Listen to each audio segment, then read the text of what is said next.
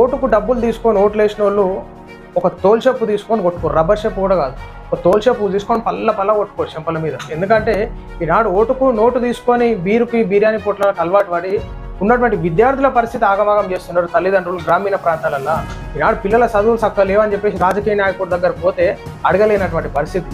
సిగ్గు శరం ఉండాలేమన్నా. ఓటుకు పైసలు తీసుకొని ఓటేస్తే ఈనాడు పిల్లల భవిష్యత్తును ఆగం చేస్తున్న తల్లిదండ్రులు ఒకసారి చీపురు కట్టలు తీసుకొని ఈపు మీద కొట్టుకోరు పల్ల. ఎందుకంటే కొన్ని స్కూళ్ళల్లో బాత్రూమ్లు చక్కగా ఉండవు, టీచర్లు చక్కగా ఉండరు. ఈనాడు తల్లిదండ్రులు పోయి అడిగేటటువంటి ప్రసక్తి కూడా లేదు అసలు. ఈనాడు పిల్లల జీవితాలు బాగా, ఈనాడు గ్రామీణ ప్రాంతాలలో చదువులు ఎట్లున్నాయి, స్కూళ్ళ వ్యవస్థ ఎట్లుంది ఒకసారి పోయి ఒక ఎమ్మెల్యేని అడిగేటటువంటి ప్రసక్తి ఉందా మీకు? గ్రామీణ ప్రాంతాలలో విద్యా వ్యవస్థ ఏ విధంగా ఉంది?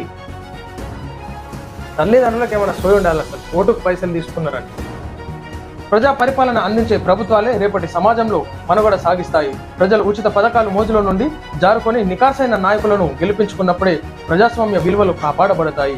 అధికారం కోసం అడ్డమైన హామీలను ప్రకటించుకోవడం మానేసి ప్రజలందరికీ ఉపయోగకరమైన నిర్ణయాలు తీసుకోవడంలో ఆయా పార్టీలు ముందుండాలి. ప్రభుత్వాలు కేవలం అందరికీ నాణ్యమైన ఉచిత విద్య, వైద్యం అందించి యువతకు ఉపాధి కల్పనకు రూపకల్పన చేసినప్పుడే బడుగు బలహీన వర్గాల జీవితాల్లో వెలుగులు నిండుతాయి.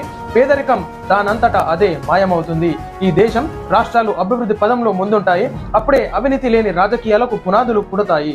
రాజకీయ నాయకులపై ప్రజలకు మంచి అభిప్రాయం ఏర్పడుతుంది. ఖచ్చితంగా ఈనాడు ప్రజలకు కావాల్సింది అన్ని ఉచిత పథకాలు కావు. ఈనాడు ఉచితమైనటువంటి విద్య, నాణ్యమైనటువంటి విద్య, ఉన్నటువంటి ఉచిత వైద్యము, నాణ్యమైనటువంటి వైద్యము ప్రభుత్వ ఆసుపత్రులలో, ఉన్నటువంటి విద్యార్థులకు నాణ్యమైనటువంటి విద్య ప్రభుత్వ బడులలో, ప్రభుత్వ పాఠశాలల్లో, గురుకుల పాఠశాలల్లో.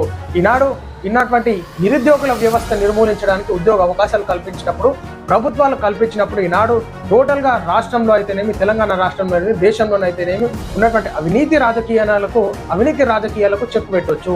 ఉన్నటువంటి బడుగు బలహీన వర్గాల, నిరుపేద వర్గాలు ఈనాడు సంతోషంగా జీవితాలను గడపవచ్చు. ఉన్నటువంటి ప్రభుత్వాలు ఎన్ని పథకాలు ముందుకు తీసుకొచ్చినా కానీ ఉన్నటువంటి ఉచిత విద్య, ఉచిత వైద్యం, ఉన్నటువంటి నిరుద్యోగ సమస్యను నిర్మూలిస్తే ఈనాడు రాష్ట్రాల అభివృద్ధి చెందుతుంది.